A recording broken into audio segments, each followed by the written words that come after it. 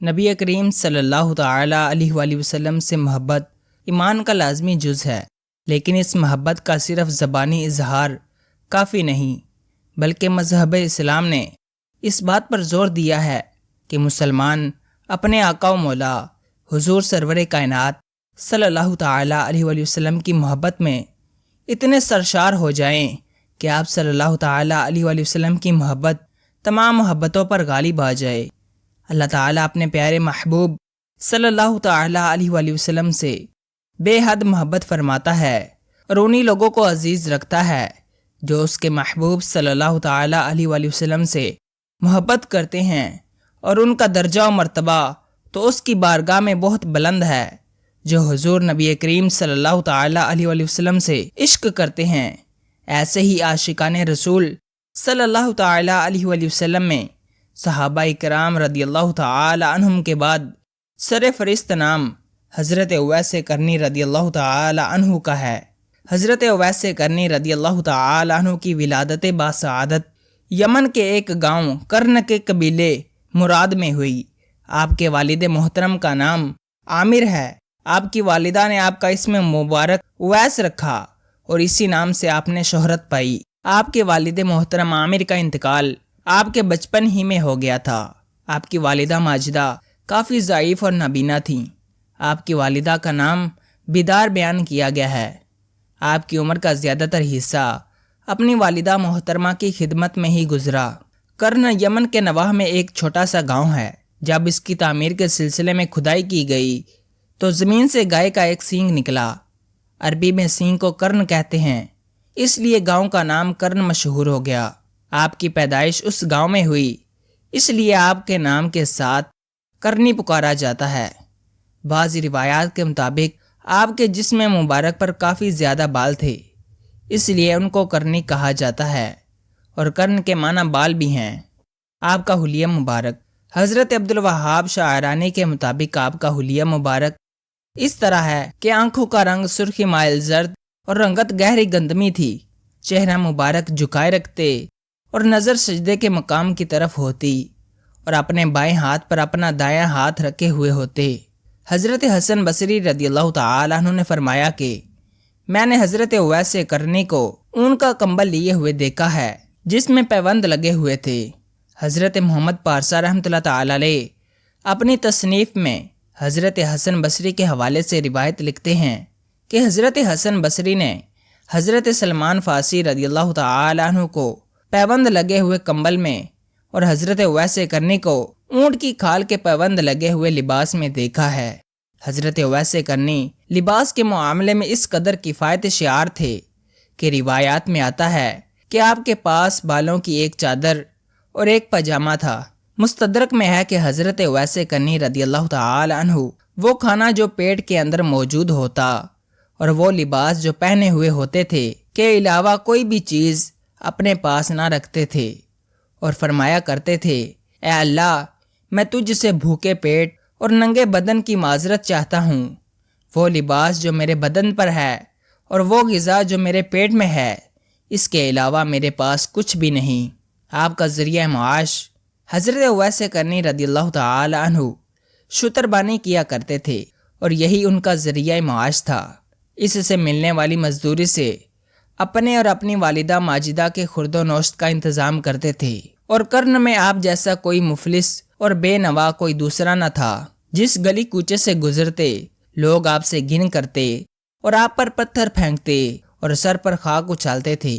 حضرت اسماء رحمۃ اللہ تعالی علیہ روایت کرتے ہیں، جو کچھ رات کو آپ کے ہاں باقی بچتا تو آپ سب خیرات کر کے اللہ تعالیٰ کے حضور عرض کرتے، یا الہی، اگر کوئی بھوکا پیاسا مر گیا تو مجھ سے مواخذہ نہ کرنا۔ حضرت اویس کرنی عشق مصطفیٰ صلی اللہ تعالی علیہ وآلہ وسلم میں اس قدر مستور الحال تھے کہ لوگ آپ کو دیوانہ سمجھتے تھے۔ عشق مصطفیٰ صلی اللہ تعالی علیہ وآلہ وسلم کا وہ مطہر جذبہ جو حضرت اویس کرنی کے قلب اطہر میں موجزن تھا، تاریخ انسانی میں اس کی مثال نہیں ملتی۔ آپ عشق کے جس عظیم مقام و مرتبہ پر فائز تھے، اسے دیکھ کر صحابہ کرام رضی اللہ تعالی عنہم نے بھی رشک کیا۔ حضور نبی کریم صلی اللہ تعالی علیہ وآلہ وسلم کے باطنی فیض سے حضرت اویس کرنی رضی اللہ تعالی عنہ کا سینہ منور و تاباں تھا۔ یہ پروردگار عالم کا آپ پر خصوصی فضل و کرم تھا کہ اس نے اپنے پیارے محبوب علیہ الصلاۃ والسلام کی محبت و عشق کی دولت سے آپ کے قلب کو مالا مال کر دیا تھا۔ اس باطنی فیض کے نور سے آپ نے حقیقت محمدیہ کی معرفت حاصل کی۔ وہ سر الہی جسے ہر کوئی نہیں پا سکتا، اسے آپ نے مدینہ طیبہ سے دور قرن میں بیٹھ کر پا لیا۔ حضور نبی کریم صلی اللہ تعالی علیہ وآلہ وسلم کی آپ پر خصوصی نگاہ کرم تھی۔ رسول کریم صلی اللہ تعالی علیہ وآلہ وسلم سے عشق کی جو تڑپ اور لگن حضرت اویس کرنی کے دل میں موجود تھی، حضور سرور کائنات اس سے بخوبی آگاہ تھے۔ عشق مصطفیٰ نے آپ کے اور حضور نبی کریم صلی اللہ تعالی علیہ وآلہ وسلم کے مابین ایک مضبوط باطنی اور روحانی تعلق قائم کر دیا۔ حضرت عمر فاروق رضی اللہ تعالی عنہ سے مروی ہے کہ حضور نبی کریم صلی اللہ تعالی علیہ وآلہ وسلم نے ارشاد فرمایا، تابعین میں سب سے بہتر ایک شخص ہے جس کا نام اویس ہے، اس کی ماں ضعیفہ ہے، اویس کے ہاتھ پر برس کا نشان ہے، تم جب اس سے ملو تو اسے کہنا کہ امت کے حق میں دعائے مغفرت کرے۔ حضرت ابن اسعد سے مروی ہے کہ حضور نبی کریم صلی اللہ تعالی علیہ وآلہ وسلم نے فرمایا، تابعین میں میرا بہترین دوست اویس کرنی ہے۔ حضور نبی کریم صلی اللہ تعالی علیہ وآلہ وسلم نے فرمایا، ایک شخص میری امت میں ہوگا جس کو لوگ اویس کرنی کہتے ہیں، اس کی مغفرت کی دعا سے قبیلہ ربی اور قبیلہ مدر کی بھیڑ بکریوں کے بالوں کی تعداد کے برابر میری امت بخش دی جائے گی۔ تذکرۃ الاولیاء میں ہے کہ حضور نبی کریم صلی اللہ تعالی علیہ وآلہ وسلم اکثر اوقات غروب آفتاب کے وقت صحابہ کرام کے ہمراہ شہر سے باہر تشریف لے جاتے اور یمن کی جانب اشارہ کر کے فرمایا کرتے تھے، مجھے یمن کی طرف سے اللہ تعالیٰ کی خوشبو آتی ہے۔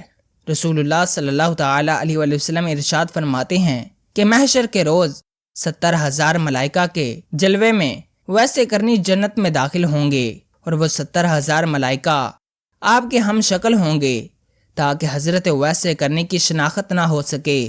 صرف اس شخص کو ان کی شناخت ہوگی جس کو اللہ تعالیٰ ان کے دیدار سے مشرف کرنا چاہے گا۔ یہ اس وجہ سے ہوگا کہ آپ نے اپنی ساری زندگی خلوت نشین ہو کر اور مخلوق سے پردہ پوشی اختیار کر کے محض اللہ تعالیٰ کے لیے عبادت و ریاضت میں صرف کی۔ حضرت ابو ہریرہ رضی اللہ تعالی عنہ سے روایت ہے کہ سرکار دو عالم نور مجسم صلی اللہ تعالی علیہ وآلہ وسلم نے فرمایا، اللہ تعالیٰ اپنے بندوں میں ایسے برگزیدہ بندوں کو دوست رکھتا ہے جو دنیا داروں کی نظروں سے پوشیدہ رہتے ہیں، ان کے چہروں کے رنگ سیاہ، پیٹ ساتھ لگے ہوئے، کمریں پتلی ہوتی ہیں، اور وہ ایسے لاپرواہ ہوتے ہیں اگر بادشاہ بھی ملے اور ان سے ملاقات کی اجازت طلب کرے تو وہ اجازت نہ دیں، اگر مالدار عورتیں نکاح کرنا چاہیں تو نکاح نہ کریں، اگر گم ہو جائیں تو کوئی ان کی جستجو نہ کرے، اگر مر جائیں تو ان کے جنازے پر لوگ شریک نہ ہوں، اگر ظاہر ہوں تو ان کو دیکھ کر کوئی خوش نہ ہو، اور اگر بیمار ہوں تو کوئی مزاج پرسی نہ کرے۔ صحابہ کرام نے دریافت کیا، یا رسول اللہ صلی اللہ تعالی علیہ وآلہ وسلم فرمائیے وہ کون ہے؟ فرمایا وہ اویس کرنی ہے۔ صحابہ کرام رضوان اللہ تعالی علیہم اجمعین نے عرض کیا کہ یہ اویس کرنی کون ہے؟ فرمایا اس کا حلیہ یہ ہے کہ اس کی آنکھیں نیلگوں ہوں گی، قد درمیانہ ہوگا اور دونوں کانوں کے مابین خاصا فاصلہ ہوگا، دایاں ہاتھ بائیں ہاتھ پر رکھا ہوگا، آنکھیں سجدہ گاہ پر لگی ہوئی ہوں گی، تھوڑی سینے کی جانب جھکی ہوئی ہوگی، جسم پر پرانے کپڑے ہوں گے، جو پہنے ہوئے ہوگا ایک پاجامہ اور دوسری چادر۔ دنیا میں کوئی بھی اسے نہیں جانتا، لیکن آسمانوں پر بڑی شہرت ہے۔ اگر وہ کسی بات پر قسم کھائے تو اللہ تعالیٰ اس کی قسم کو سچ کر دے۔ آپ ساری رات قیام میں گزار دیا کرتے تھے، دوسری رات آپ رکوع میں گزار دیتے تھے، اور اسی طرح تیسری رات سجدے میں گزار دیتے تھے۔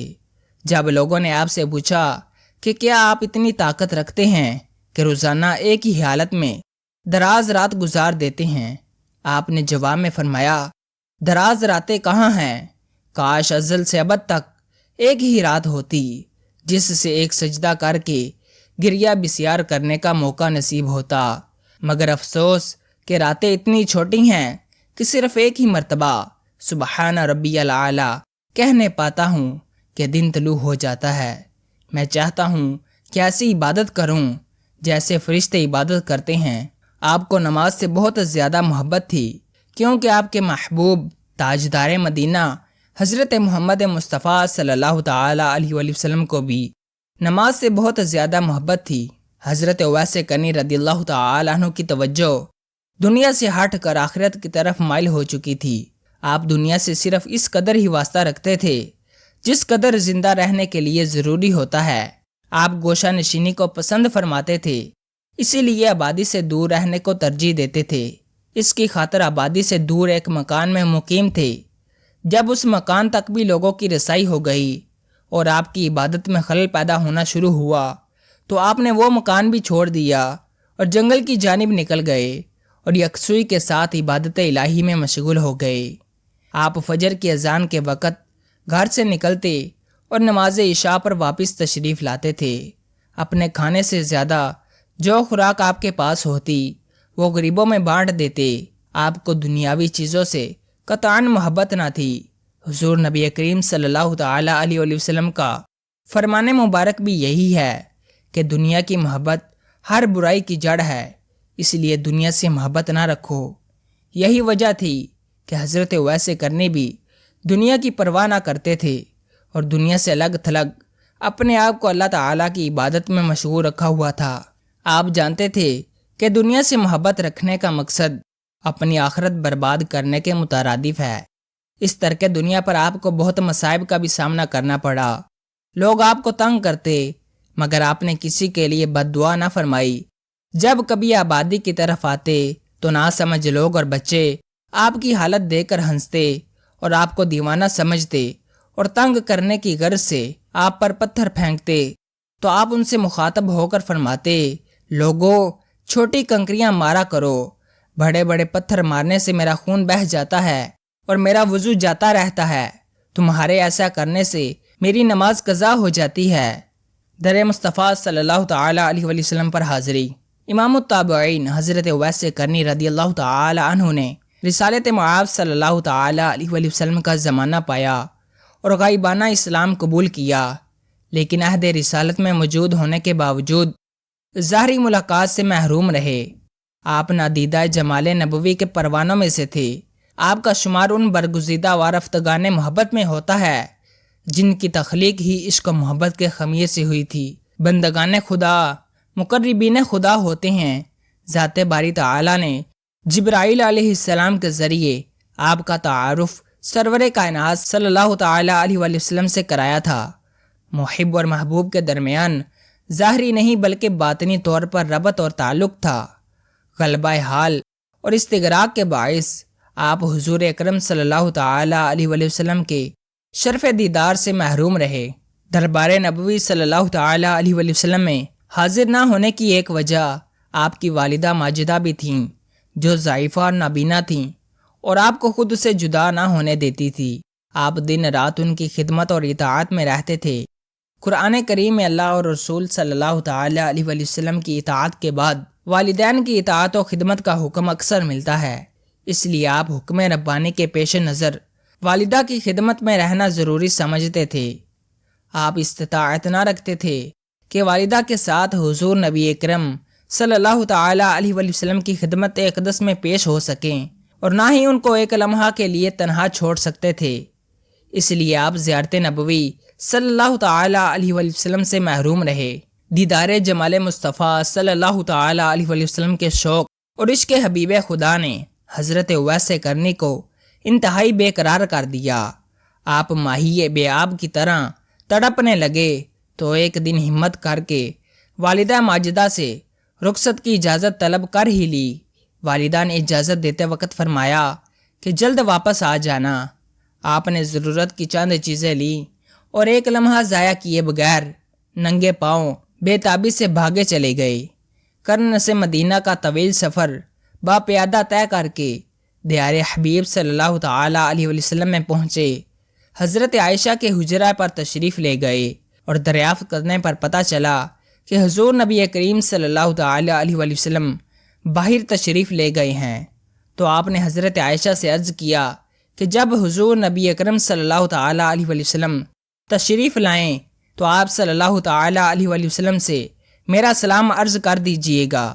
والدہ ماجدہ کے حکم کے مطابق آپ انتظار کیے بغیر واپس لوٹ آئے۔ جب آپ صلی اللہ تعالیٰ علیہ وآلہ وسلم گھر تشریف لائے تو ایک نور کا حالہ دیکھا جو پہلے کبھی نہ دیکھا تھا۔ حضرت عائشہ سے دریافت کیا کہ یہاں کون آیا تھا؟ انہوں نے کہا کہ ایک شتر باندھ تھا جو سلام کہہ کر چلا گیا۔ یہ سن کر آپ صلی اللہ تعالیٰ علیہ وآلہ وسلم نے فرمایا تحقیق یہ نور اویس کرنی کا ہے۔ حضرت اویس کرنی رضی اللہ تعالیٰ عنہ نے والدہ ماجدہ کی وفات کے بعد کئی بار مدینہ طیبہ کا سفر کیا۔ مدینہ طیبہ میں در مصطفیٰ صلی اللہ تعالیٰ علیہ وآلہ وسلم کی حاضری کے بارے میں مثنوی میں لکھا ہے کہ رسول اکرم صلی اللہ تعالیٰ علیہ وآلہ وسلم کی وفات کے بعد آپ کو روضہ مقدسہ کی زیارت کا شوق غالب آیا۔ آپ مدینہ منورہ تشریف لے گئے۔ صحابہ کرام نے آپ سے سوال کیا کہ آپ نے حضور اکرم صلی اللہ تعالیٰ علیہ وآلہ وسلم کی ظاہری حیات مبارکہ میں زیارت کا شرف کیوں نہ حاصل کیا؟ آپ نے فرمایا کہ میری والدہ بیمار رہتی تھی اور مجھے اپنے پاس سے کہیں جانے نہیں دیتی تھی۔ صحابہ کرام نے فرمایا ہم نے تو اپنے مال و متاع اور ماں باپ کو بھی حضور اکرم صلی اللہ تعالیٰ علیہ وآلہ وسلم کی محبت اور شوق میں قربان کر دیا۔ آپ فقط اپنی ماں کو چھوڑ کر نہ آ سکے۔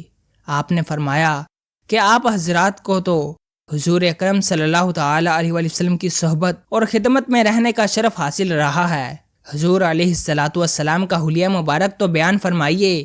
صحابہ اکرام نبی کریم صلی اللہ تعالیٰ علیہ وآلہ وسلم کی ظاہری صورت اور دیگر اعضائے مبارک کی بعض نشانیاں اور کچھ معجزات بیان فرمانے لگے۔ حضرت اویس کرنی رضی اللہ تعالیٰ عنہ نے فرمایا میری مراد حضور اکرم صلی اللہ تعالیٰ علیہ وآلہ وسلم کی ظاہری شکل و صورت سے نہیں بلکہ آپ صلی اللہ تعالیٰ علیہ وآلہ وسلم کی باطنی شکل و صورت اور معنوی جمال دریافت کرنا چاہتا ہوں، وہ بیان فرمائیے۔ صحابہ کرام نے فرمایا ہمیں جس قدر معلوم تھا بیان کر دیا، اگر اس سے زیادہ آپ کو معلوم ہو تو بیان فرمائیں۔ اس پر حضرت اویس کرنی رضی اللہ تعالی عنہ نے عشق مصطفیٰ میں سرشار ہو کر حضور نبی کریم صلی اللہ تعالی علیہ وآلہ وسلم کے جمال و کمال، عادات و خصائل اور حلیہ مبارک کا اس طرح سے بیان فرمایا کہ صحابہ کرام پر بے خودی اور جذب کی کیفیت طاری رہی۔ پھر جب حالت سنبھلی تو صحابہ کرام کو حضرت اویس کرنی پر بہت رشک آیا اور محبت کے جذبات سے مغلوب ہو کر آپ کے ہاتھوں کے بوسے لیے۔ اس سے معلوم ہوا کہ آپ کو سرور کائنات صلی اللہ تعالی علیہ وآلہ وسلم سے کس قدر عشق تھا اور کتنا قرب باطنی حاصل تھا۔ حضور نبی کریم صلی اللہ تعالی علیہ وآلہ وسلم نے اپنے وصال سے پہلے صحابہ کرام کو وصیت فرمائی کہ میرا جبہ مبارک میرے اویس کرنی کے پاس لے جانا اور میرا سلام پہنچانا اور میری امت کے لیے دعا طلب کرنا، کیونکہ اویس کی دعا میری امت کے لیے مقبول ہوگی۔ جب آپ لوگ یمن جاؤ گے تو اویس کو شتربانوں کے درمیان بیٹھا پاؤ گے۔ چنانچہ حضور نبی کریم صلی اللہ تعالی علیہ وآلہ وسلم کے وصال کے بعد حضرت علی اور حضرت عمر فاروق دونوں قرن تشریف لے گئے اور لوگوں سے اویس کرنی کے بارے میں پوچھا۔ لوگوں نے بتایا کہ ہاں ایک دیوانہ شخص لوگوں سے الگ تھلگ رہتا ہے، وادی عرفہ میں شتربانی کرتا ہے۔ حضرت علی اور حضرت عمر وادی عرفہ تشریف لے گئے اور حضرت اویس کرنی کو نماز میں مصروف دیکھا۔ نماز سے فارغ ہوئے تو حضرت علی اور حضرت عمر دونوں آپ کے سامنے بیٹھ گئے اور حضور نبی کریم صلی اللہ تعالی علیہ وآلہ وسلم کا سلام پہنچایا اور جبہ مبارک پیش کیا اور امت محمدیہ کے لیے دعائے مغفرت طلب کی۔ حضرت اویس کرنی نے جبہ مبارک چوما اور سر بسجود ہو گئے اور روتے ہوئے مناجات کی، یا اللہ تیرے محبوب کا جبہ مبارک اس وقت تک نہ پہنوں گا جب تک امت محمدیہ بخشی نہ جائے۔ تیرے محبوب صلی اللہ تعالی علیہ وآلہ وسلم نے یہ کام میرے ذمے لگایا ہے۔ غیب سے آواز آئی کہ اتنے ہزار لوگوں کو بخش دیا ہے۔ آپ نے کہا میں نے تو سب کی مغفرت طلب کی ہے۔ آواز آئی اتنے ہزار مزید بخش دیے ہیں۔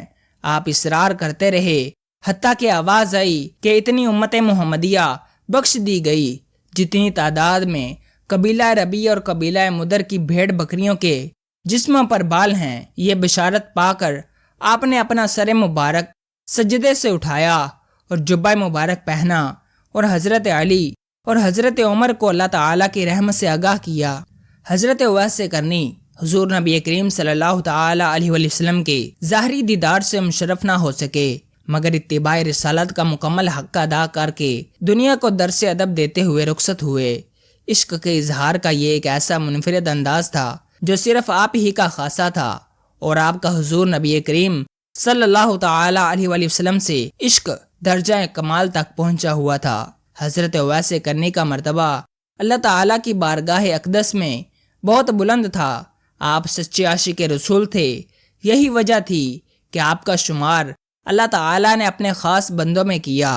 آپ ذات واحد کا راز پا چکے تھے اور ہر وقت اللہ پاک کے اسرار اور مشاہدہ میں مستغرق رہا کرتے تھے۔ حضور نبی کریم صلی اللہ تعالیٰ علیہ وسلم کے ولی خاص اور خیر التابعین حضرت اویس قرنی کی شخصیت عشق مصطفیٰ صلی اللہ تعالیٰ علیہ وسلم رکھنے والوں کے لیے ایک بہترین نمونہ ہے۔ آپ کی سیرت طیبہ عاشقان رسول کے لیے ایک عظیم درسگاہ کی حیثیت رکھتی ہے۔ آپ متلاشیان حق کے لیے منبع ہدایت ہیں۔ مسلم شریف کی شرح اور تذکرۃ الاولیاء میں درج ہے کہ حضرت اویس قرنی حضرت علی کی حمایت میں جنگ صفین میں شریک ہوئے اور لڑتے لڑتے شہادت کا مرتبہ پایا۔ حضرت موسیٰ راعی بموجب وصیت آپ کے جسد مبارک کو کرن میں لائے، اس لیے مزار شریف کرن میں ہے۔ اللہ تعالیٰ کی ان پر رحمت ہو اور ان کے صدقے ہماری بے حساب مغفرت ہو۔ اگر آپ کو یہ ویڈیو پسند آئی ہے تو ویڈیو کو لائک کریں اور چینل کو لازمی سبسکرائب کریں۔ اللہ حافظ۔